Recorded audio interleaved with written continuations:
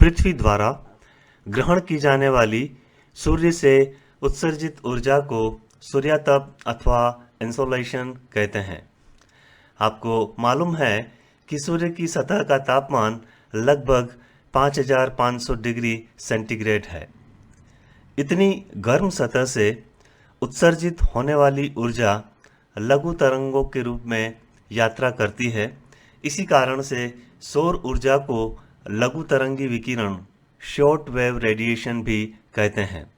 यह लघु तरंगी विकिरण 3 लाख किलोमीटर प्रति सेकंड की गति से यात्रा करता है।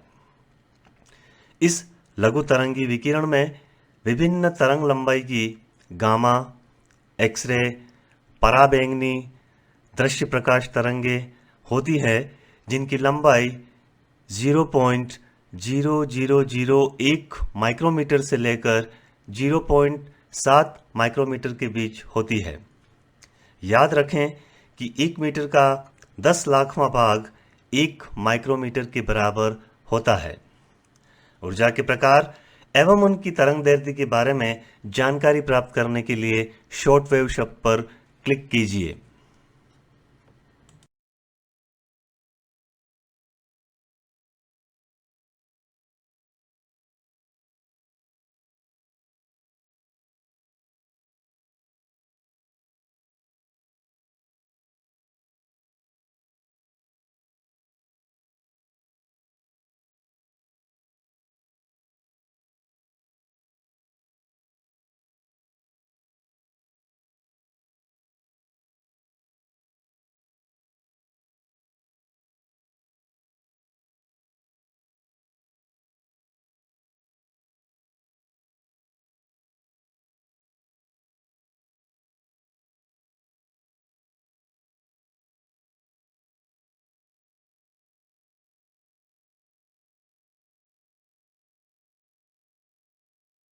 सौर स्थिरांक अथवा सौर उष्मांक सोलर कांस्टेंट प्रवेशी सौर्य विकिरण की वह मात्रा है जो पृथ्वी के वायुमंडल के ऊपरी भाग पर उस सतह को प्राप्त होती है जो आपतित किरणों से समकोण पर होती है। वायुमंडल के सबसे ऊपरी भाग पर सौर उष्मांक की मात्रा 1360 वाट प्रति वर्ग मीटर अथवा 1.9 कैलोरी प्रति वर्ग सेंटीमीटर प्रति मिनट अथवा 2 लैंगली प्रति मिनट होती है। कैलोरी ऊर्जा का एक मात्रक है। 1 ग्राम जल के तापमान को एक वायुमंडलीय दाब इकाई पर 1 डिग्री सेंटीग्रेड बढ़ाने में जितनी ऊष्मा की आवश्यकता होती है उसे 1 कैलोरी कहते हैं। लैंगली भी सौर विकिरण की मात्रा को नापने की इकाई है। 1 लैंगली का मान 1 ग्राम कैलोरी प्रति वर्ग सेंटीमीटर के बराबर होता है। अमेरिकन खगोलशास्त्री सैमुअल पियरपॉन्ट लैंगली के नाम पर इसका नामकरण किया गया है। यद्यपि सौर उष्मांक की मात्रा वायुमंडल के सबसे ऊपरी भाग पर लगभग समान रहती है, तथापि इसकी तीव्रता इंटेंसिटी, सौर कलंकों की संख्या और सूर्य तथा पृथ्वी के बीच घटती बढ़ती दूरी के कारण प्रभावित होती है।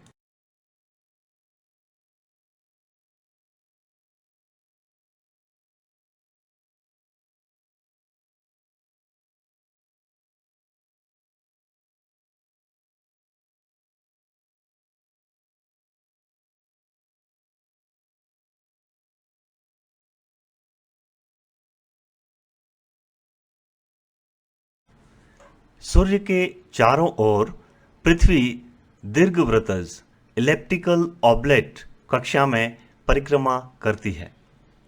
इस कारण से एक परिक्रमण काल अर्थात 1 वर्ष में पृथ्वी और सूर्य के बीच दूरी घटती बढ़ती रहती है। सूर्य और पृथ्वी के बीच औसत दूरी लगभग 1490 लाख किलोमीटर है।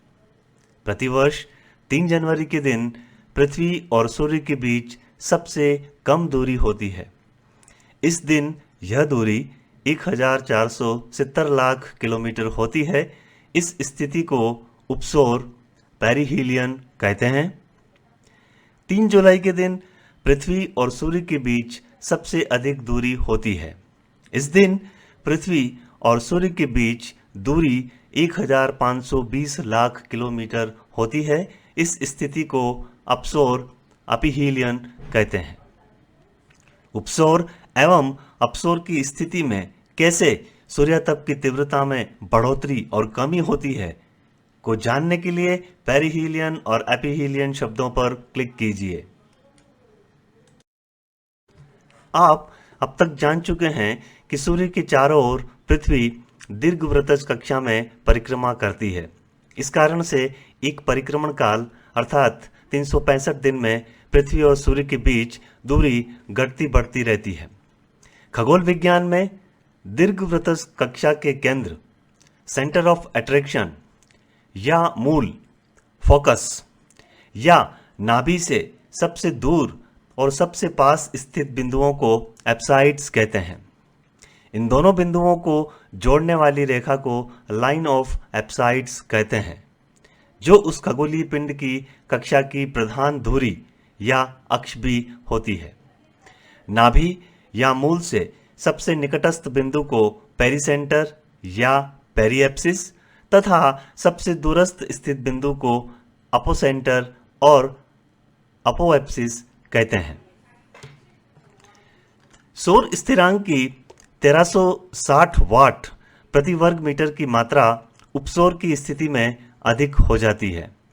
क्योंकि दूरी कम होने पर सूर्यातप की कुल मात्रा तो वही रहती है, लेकिन उसकी तीव्रता बढ़ जाती है।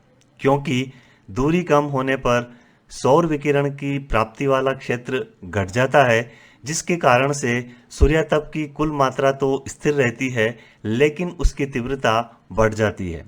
यही वजह है कि उपसौर की स्थिति में जनवरी का महीना अपेक्षाकृत गर्म होता है और उत्तरी गोलार्ध में शीत ऋतु अपेक्षाकृत गर्म होती है।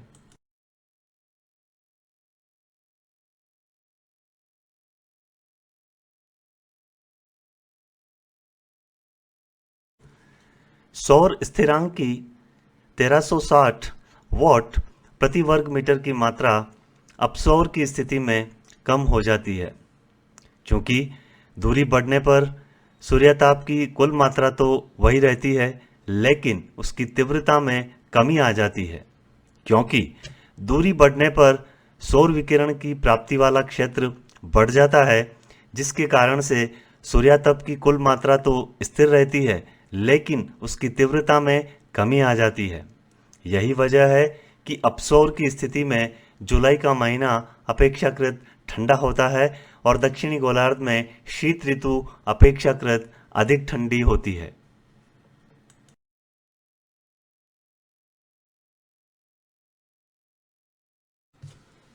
सूर्य पर विभिन्न परतें पाई जाती हैं, जिनमें से कुछ आश्चर्यजनक ढंग से पृथ्वी पर अपना सकारात्मक एवं नकारात्मक प्रभाव डालती हैं। प्रकाशमंडल अथवा फोटोस्फीयर सूर्य की सतह का प्रकाशमान भाग है, जो प्रकाश को उत्सर्जित करता है और जिस प्रकाश को हम पृथ्वी से देखते हैं। यह सूर्य के वायुमंडल की सबसे निचली परत है। कोरोना सूर्य के वायुमंडल की सबसे बाहरी परत है। यह भी प्रकाश उत्सर्जित करती है, लेकिन इसको हम पूर्ण सूर्य ग्रहण के समय आभामंडल के रूप में ही देख पाते हैं।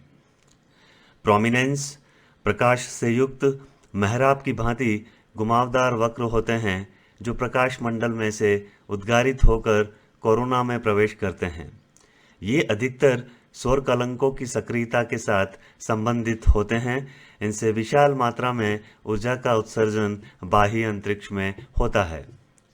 सौर ज्वालाएं, सोलर फ्लेयर सौर कलंकों की सक्रियता वाले क्षेत्रों के निकट उत्पन्न होती हैं। इनकी उत्पत्ति के समय भयंकर विस्फोट होते हैं और यह चुंबकीय ऊर्जा जब मुक्त होती है तो प्रकाश की चमक में भी परिवर्तन उत्पन्न हो जाता है। सौर ज्वालाओं के द्वारा विमुक्त हुए आवेशित कण चार्ज्ड पार्टिकल्स जब पृथ्वी के वायुमंडल में पहुंच जाते हैं तो अंतर्राष्ट्रीय अंतरिक्ष केंद्र को नुकसान पहुंचाते हैं। साथ ही साथ पृथ्वी पर रेडियो और इलेक्ट्रिकल प्रसारण को भी बाधित करते हैं। उत्तरी और दक्षिणी ध्रुव के समीपस्थ क्षेत्रों में ध्रुवीय प्रकाश ज्योति अरोरा इन्हीं आवेशित कणों के ऑक्सीजन एवं नाइट्रोजन के परमाणुओं एवं अणुओं के साथ मिश्रण से उत्पन्न होती है। क्रोमोस्फीयर को कलर स्फीयर भी कहते हैं। यह सूर्य की एक अनियमित परत है जो फोटोस्फीयर और कोरोना के मध्य पाई जाती है। यहाँ तापमान बढ़कर 6000 डिग्री सेंटीग्रेड से लगभग 20,000 डिग्री सेंटीग्रेड तक होते हैं। इतने ऊंचे तापमान पर हाइड्रोजन प्रकाश उत्सर्जित करती है। यह प्रकाश इस परत को लाल रंग प्रदान करता है।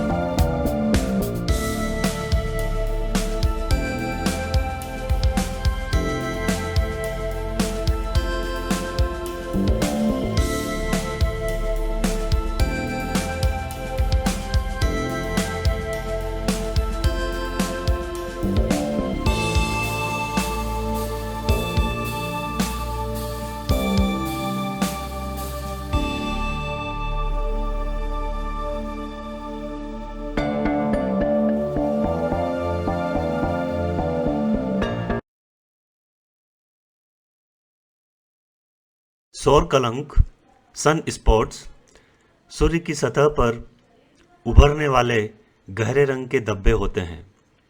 जब सूर्य के चुंबकीय क्षेत्र में हलचल मचती है और सतह पर आ जाती है तब वह सौर कलंक के रूप में दिखाई देती है। ये सौर कलंक बनते बिगड़ते रहते हैं और कुछ सप्ताह से लेकर महीनों तक बने रह सकते हैं। ये गहरे रंग के इसलिए दिखाई देते हैं क्योंकि इनका तापमान आसपास के तापमान से कम होता है। उदाहरण के लिए किसी बड़े सौर कलंक का तापमान 3700 डिग्री सेल्सियस हो सकता है जबकि उसके आसपास का तापमान 5500 डिग्री सेल्सियस हो सकता है। यानी ये सूर्य की तेज रोशनी की तुलना में ही गहरे रंग के होते हैं, वरना इनमें इतनी रोशनी फिर भी होती है जितनी पूर्णमासी के चांद की। सौर कलंक सूर्य पर असीम अग्नि की लपटें उत्पन्न करते हैं। इन्हें सोलर फ्लेयर या सौर भभूका या सौर ज्वाला या सौर पवन या कोरोनल मास इजेक्शन कहते हैं। यह ऊर्जा लगभग 40 घंटों में पृथ्वी पर पहुंचती है। सूर्य पर सौर ज्वाला 11 वर्ष के चक्र में घटती बढ़ती या शांत रहती है, जिसे सोलर साइकिल या सौर चक्र कहा जाता है। खगोल वैज्ञानिकों की गणना के अनुसार वर्तमान में वर्ष 2008 से 24वां सौर चक्र चल रहा है। जब सूर्य पर अधिक संख्या में सौर कलंक सक्रिय हो जाते हैं तो उस काल को सौर कलंकों की अधिकतम सक्रियता का काल सन स्पॉट मैक्सिमम कहते हैं और इस काल में सौर विकिरण की मात्रा बढ़ जाती है। परिणाम स्वरूप पृथ्वी के वायुमंडल के सबसे ऊपरी भाग पर सौर उष्मांक सोलर कांस्टेंट की औसत मात्रा 1360 वाट प्रति वर्ग मीटर से बढ़कर 1366 वाट प्रति वर्ग मीटर हो जाती है।